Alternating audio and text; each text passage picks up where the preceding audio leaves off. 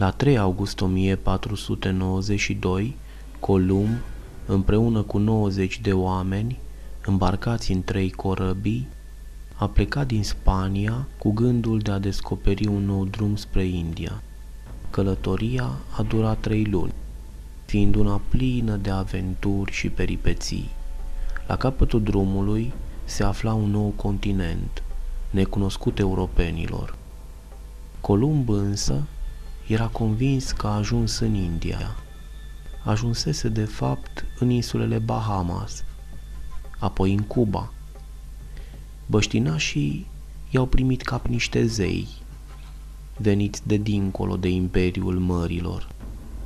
Timp de câteva luni, Columb și oamenii săi au explorat locurile, fiind fascinați de naivitatea oamenilor de acolo. Ei trăiau încă în epoca de piatră, nu cunoșteau fierul, dar aveau o cultură foarte bogată, plină de legende și mituri. Erau oameni pașnici și nu au crezut nicio clipă că oamenii veniți de dincolo de ape pot fi și răi, că aurul contează pentru ei mai mult decât viața.